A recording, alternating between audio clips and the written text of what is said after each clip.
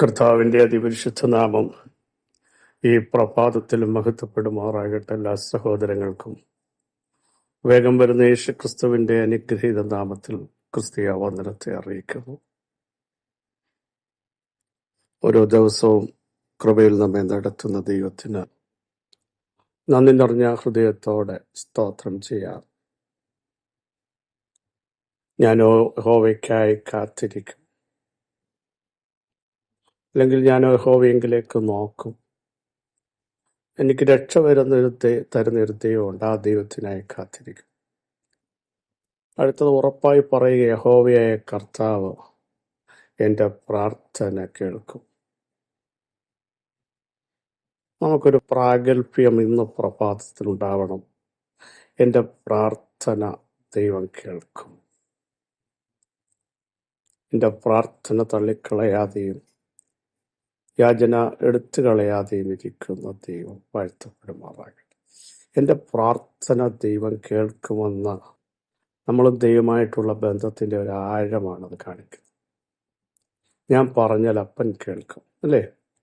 യോശുവ ദൈവത്തോട് സംസാരിച്ചിട്ട് അവിടെ അങ്ങനെ എഴുതി, സൂര്യ നീ ഗിബെയോനിലും ചന്ദ്ര നീ അയ്യനോ താഴ്വരയിൽ നിൽക്കാൻ പറഞ്ഞപ്പോൾ പ്രകൃതി ശക്തികൾ രണ്ട് സ്ഥലങ്ങൾ നിശ്ചലമായി നിന്നത്. ആ മനുഷ്യൻ പറഞ്ഞാൽ ദൈവം കേൾക്കും. എലിയാവ് ദൈവത്തോട് പറഞ്ഞിട്ട് പ്രാർത്ഥിച്ചിട്ട് ആകാശത്തേക്ക് നോക്കി, ഞാൻ പറയാതെ മഞ്ഞും മഴയും പെയ്യത്തില്ലെന്ന് പറഞ്ഞപ്പോൾ ആ മനുഷ്യന്റെ ഭക്തനായ മനുഷ്യന്റെ വാക്ക് കേട്ട് ദൈവം ആകാശത്തിന്റെ ഡോർ അടച്ചില്ലേ? അതേ മനുഷ്യന്റെ പ്രാർത്ഥന കേട്ട് ദൈവം ഡോർ തുറന്നില്ലേ? എത്ര അത്ഭുതങ്ങൾ സംഭവിച്ചു. ചെങ്കടലിൽ പാതയൊരുക്കുന്ന ദൈവത്തിന്റെ കരം ഇറങ്ങി വന്ന് നമ്മൾ കണ്ടതല്ലേ വചനത്തിലൂടെ. നിൽക്കാൻ പറ്റാത്ത സമയത്ത് ഒഴുക്കിക്കളയുമെന്ന് പറഞ്ഞ് യോർദാൻ കരകവിഞ്ഞൊഴുകിയപ്പോഴും അഭിഷേകമുള്ള പുരോഹിതന്മാരുടെ കാലിന്റെ സ്പർശനം വെളിപ്പെട്ടപ്പോൾ യോർദാൻ വന്നിടത്തേക്ക് തിരിഞ്ഞുപോയില്ലേ സഹോദരങ്ങളെ? അങ്ങനെയെങ്കിൽ ഇന്നും നമുക്ക് ദൈവത്തിന് നന്ദി പറയാം. ആ ദൈവത്തിന്റെ മുമ്പാകെ നമുക്ക് സമർപ്പിക്കാം. അവിടുന്ന് നല്ലവനല്ലോ, അവിടുത്തെ ദയ എന്നേക്കുമുള്ളതെന്ന് പറയാൻ ദൈവം നമ്മെ എല്ലാം ഇടയാക്കട്ടെ. എല്ലാവർക്കും ഒന്ന് സ്തോത്രം ചെയ്ത് ദൈവത്തെ മഹത്വപ്പെടുത്താം. ദൈവത്തിന്റെ പാദപീഠത്തിങ്കിലേക്ക് നമുക്കൊന്ന് സമർപ്പിക്കാം. അത്ഭുതങ്ങളുടെ പരമ്പരകളല്ലേ കഴിഞ്ഞ നാളുകൾ ദൈവം ചെയ്തു. നമ്മൾ നോക്കൂ, ഒഴുകി പോകേണ്ട സമയങ്ങൾ നിലംപരിചായെന്ന് ലോകം പറഞ്ഞപ്പോൾ, ഇനി എഴുന്നേൽക്കത്തില്ല ദുർവ്യാധി പിടിച്ചെന്ന് പറഞ്ഞപ്പോഴൊക്കെ ദൈവം നമ്മളെ പുറത്തു കൊണ്ടുവന്നില്ലേ? കുടുംബക്കാരും കൂട്ടുകാരും നാട്ടുകാരും നാനാ വ്യക്തികൾ നമുക്കെതിരെ ശക്തമായ വെല്ലുവിളികൾ ഉന്നയിച്ചപ്പോഴും നമ്മുടെ പടകിന്റെ നായകൻ മരക്കാരൻ കാറ്റെ അടങ്ങൂ കടലെ ശാന്തമാകുമെന്ന് പറഞ്ഞപ്പോൾ തിരകൾ അടങ്ങിയില്ലേ?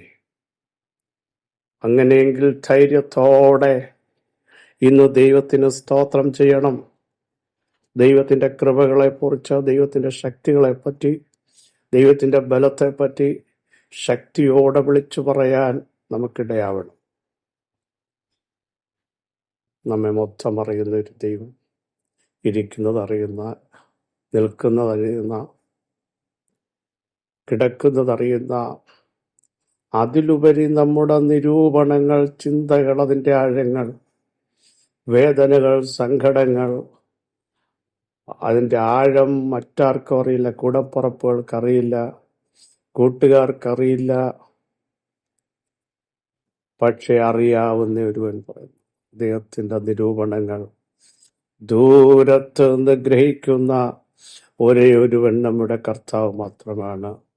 അവിടുത്തെ മുൻപാകെ നമുക്കൊന്ന് ഏൽപ്പിക്കാം. കർത്താവേ, നിരൂപണം അറിയുന്ന ദൈവത്തിന് നമ്മുടെ വിഷയങ്ങൾ അറിയാൻ കഴിയില്ലേ? നമ്മുടെ തലമുറകളെ അറിയാൻ കഴിയില്ലേ? ആഴമായി ആഴമായി ആഴമായി ഇന്ന് പകലും പരിശുദ്ധാത്മാവ് ചിലരോട് സംസാരിക്കുന്നു. എന്നെ ആരും കാണുന്നില്ല, അറിയുന്നില്ല, മനസ്സിലാക്കുന്നില്ല. എൻ്റെ സങ്കടം അറിയാൻ ആരുമില്ല, എന്നെ സ്നേഹിപ്പാൻ ആരുമില്ല, കരുതാൻ ആരുമില്ല, കരുണ കാണിക്കാൻ ആരുമില്ല.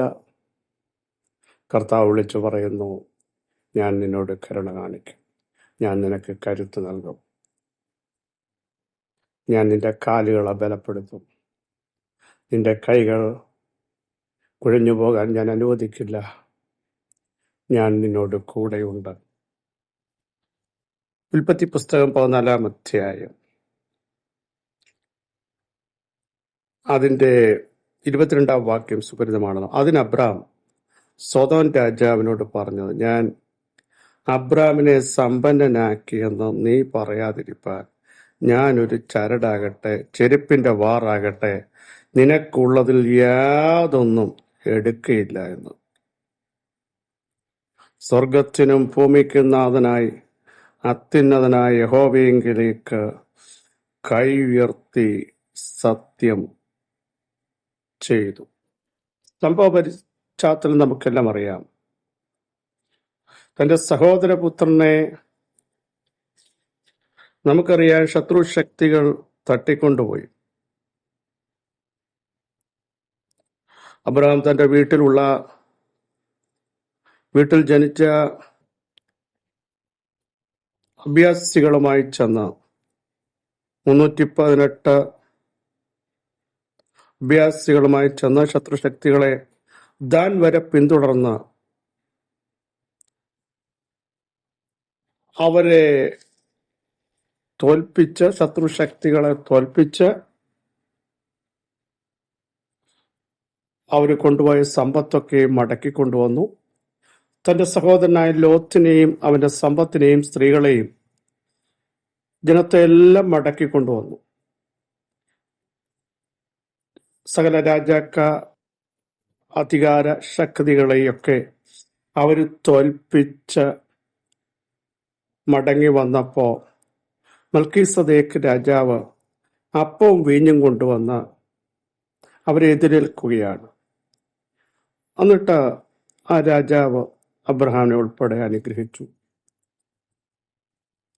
അബ്രഹാം അനുഗ്രഹിക്കപ്പെട്ട നിന്റെ ശത്രുക്കളെ നിന്റെ കയ്യിൽ ഏൽപ്പിച്ച തിന്നനായ ദൈവം വാഴ്ത്തപ്പെടുമാറാകട്ടെ എന്നൊക്കെ പറഞ്ഞു. അബ്രഹാം സകലത്തിലും അവന് ദശാംശം കൊടുത്തു. സോദോം രാജാവ് അന്നേരം ഒരു കാര്യം അബ്രഹാമിനോട് പറയുകയാണ്,